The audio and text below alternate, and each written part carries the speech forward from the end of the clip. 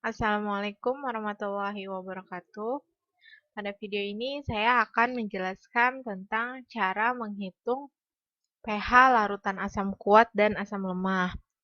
Nah, sebelumnya saya akan review tentang teori asam menurut Arrhenius ya. Karena kan di video yang tentang teori asam basa itu ada 3 teori ya, dari Arrhenius, Brachet-Lowry, dan Lewis. Nah, pada perhitungan pH larutan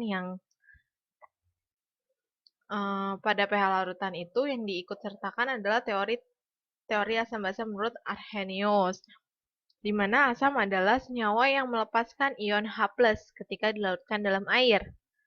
Nah, nanti kenapa dipakainya ion H+ pada asam? Karena nanti tingkat keasaman suatu larutan itu bergantung pada konsentrasi ion H+ yang dihasilkannya. Jadi dalam larutan nanti H+-nya ada berapa. Nah, itu bisa dilihat sebagai tingkat keasamannya. Semakin banyak jumlah H+ yang dihasilkan, maka suatu larutan akan bersifat semakin asam. Nah, jadi kalau H+-nya semakin banyak yang dihasilkan dalam larutan, dia asamnya semakin kuat.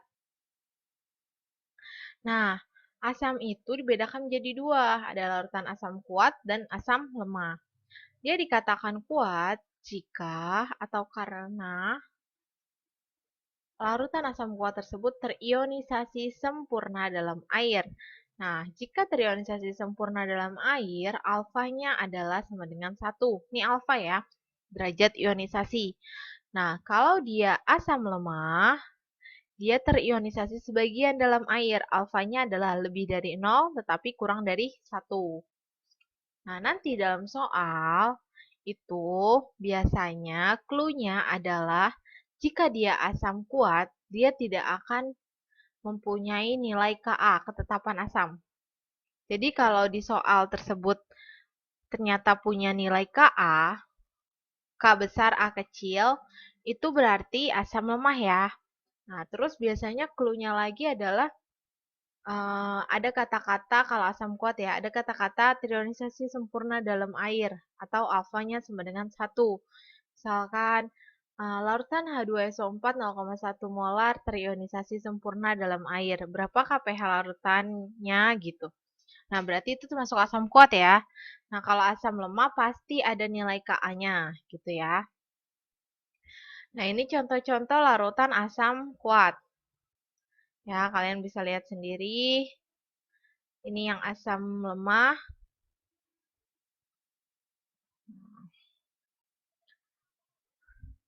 Nah, pH itu dari siapa sih? Ternyata pH itu yang menemukan adalah ilmuwan Soren Lautis Sorensen. Nah, dia memperkenalkan suatu bilangan yang sederhana yang diperoleh dari hasil logaritma konsentrasi H+ untuk menyatakan tingkat atau derajat keasaman larutan.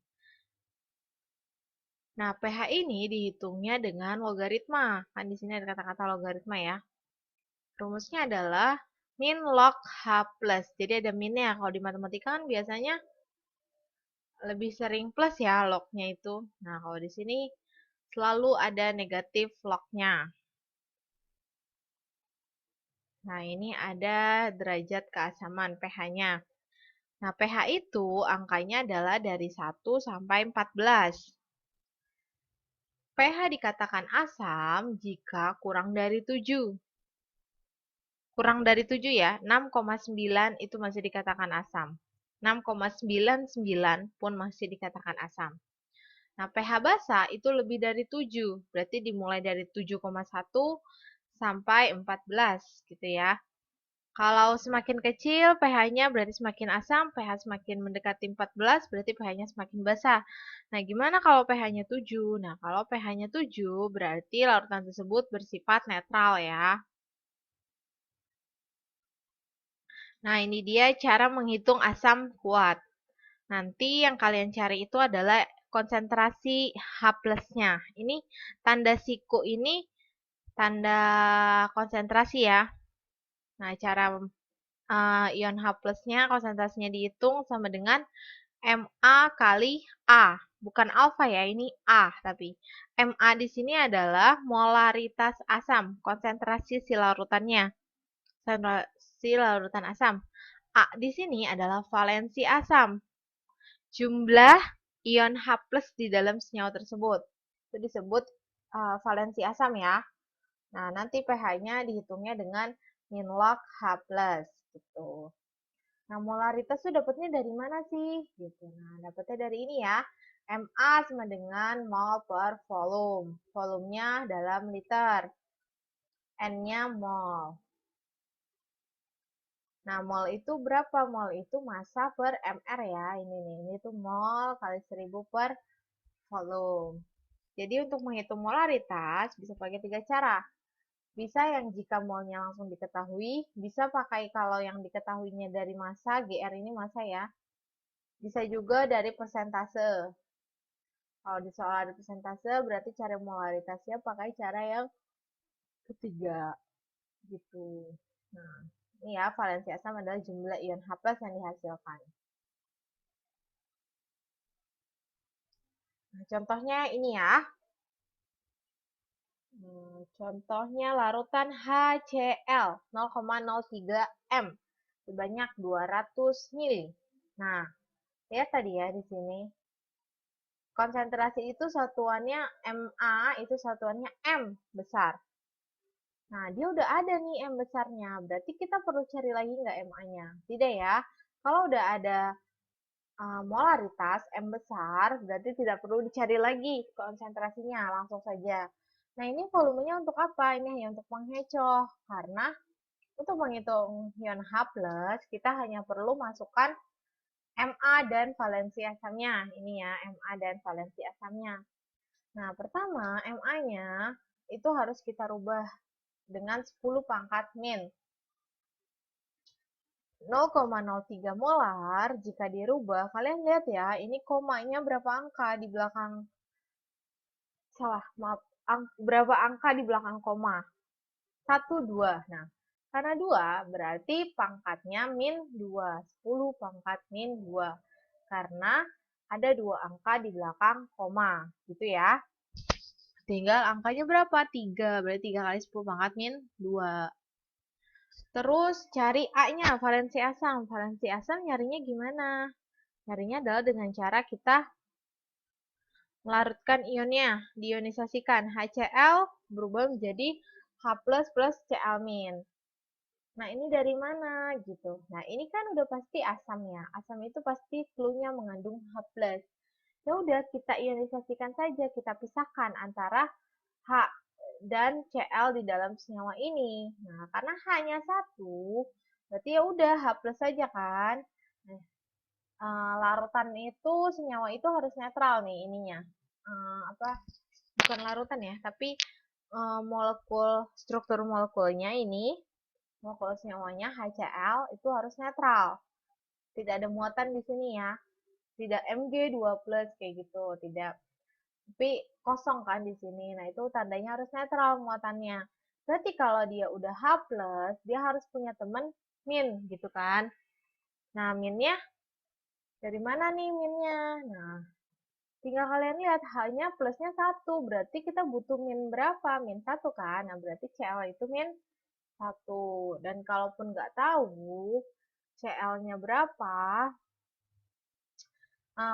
gampangnya adalah kalian lihat aja di sini. H-nya ada berapa di sini? Kalau tidak ada angka, berarti hanya jumlahnya 1. Jadi valensi asamnya 1 ya. Langsung deh masuk ke rumusnya. Konsentrasi H+ sama dengan Ma kali A. Ma-nya tadi berapa? 3 kali 10 pangkat min 2. Valensi asamnya ini 1. Udah. H+-nya adalah 3 kali 10 pangkat min 2. Nah, pH-nya sama dengan min log H+. H+-nya masukin 3 kali 10 pangkat min 2. Caranya, min ketemu min, nih ya, min ketemu min 2 yang di sini maju ya, jadinya positif. 2, sisanya tinggal tulis min log 3 gitu. Jadi kalau masih bingung boleh japri ya. Sekarang contoh kedua. Nah, ini dia contoh kedua, kalau valensi asamnya lebih dari 1. Ini sebenarnya kelihatan ya, dari senyawanya. Lihat, H2SO4. Tentukan harga pH larutan H2SO4. H2SO4. Nah, berarti H-nya ada berapa? Ada 2 kan? Nah, kalau tadi, coba lihat. Kalau tadi HCl, hanya 1 kan? Nah, kalau ini H2SO4. Hanya 2. Udah. Nah, terus ini ya seperti biasa, konsentrasinya harus dirubah sesuai 10 pangkat min ya, biar kalian nanti nggak bingung. Nah, kalau sudah dirubah, tinggal kita masukkan ke rumus ini. Konsentrasi H plus sama dengan MA kali A. 3 kali 10 pangkat min 2 kali 2. 3 kali 2, 6. Kenapa yang 10 pangkat minnya nggak ikutan, Bu? Kenapa?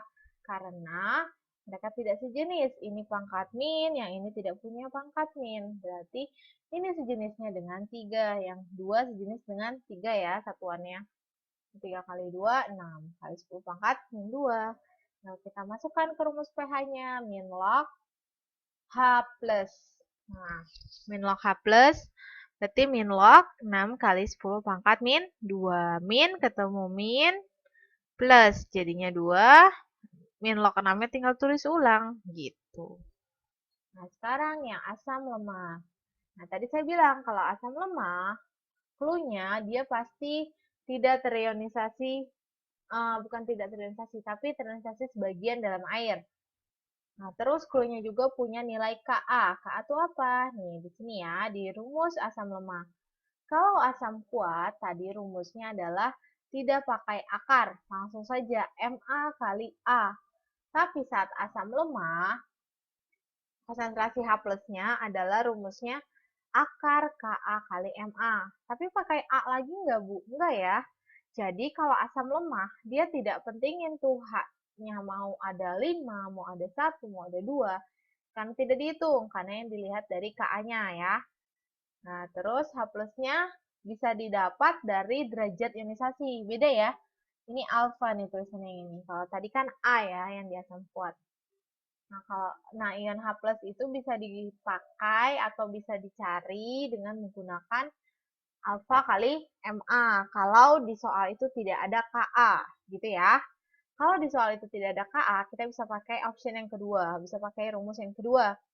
Alfa kali Ma. Nah, alfa tuh akar Ka per Ma. Langsung contohnya aja ya. Nah, contohnya seperti ini. Lihat kan, di sini langsung dikasih tahu Ka-nya. Larutan CH3COH 0,001 molar dengan Ka sama dengan 10 pangkat min 5 mempunyai pH sebesar. Nah, langkah pertama tetap. Lihat ya, tadi soal yang asam kuat, coba kalian lihat. Nih, asam kuat tidak ada Ka-nya kan? Nah, terlihat jelas ya bedanya. Kalau ini ada Ka-nya, berarti dia lemah. Pakai rumus asam lemah. Terus, langkah pertama tetap konsentrasinya harus kita konversi dulu menjadi 10 pangkat min. Karena ini 0,001, hitunglah berapa angka di belakang koma. 1, 2, 3. Ada 3 angka di belakang koma, berarti 10 pangkat min 3. Terus ini angkanya berapa? 1. Kita tulislah 1 kali 10 pangkat min 3. Tapi karena 1 itu bisa diabaikan kan? Jadi di sini satunya tidak ditulis, 10 pangkat min 3 saja. Itu sama aja ya. Satunya mau ditulis pun nggak apa-apa. Nah, terus lanjut ke konsentrasi H plus sama dengan akar Ka kali Ma. Ka-nya berapa? Masukin 10 pangkat min 5. Ma-nya ini 10 pangkat min 3. Min sama min dikali artinya pangkatnya dijumlah. Min 5, min 3, berarti min 8. Nah, pangkat jika diakarkan itu dibagi 2. Karena ini min 8, berarti kalau diakarkan, min 8-nya dibagi 2. Menjadi min 4. Langsung pH sama dengan min log H plus. H plusnya berapa? 10 pangkat min 4. Sama dengan 4. Gitu ya. Nah, sekian dulu video kali ini. Jika ingin ada yang ditanyakan, boleh komentar langsung atau japri ya. Sekian dulu. Assalamualaikum warahmatullahi wabarakatuh.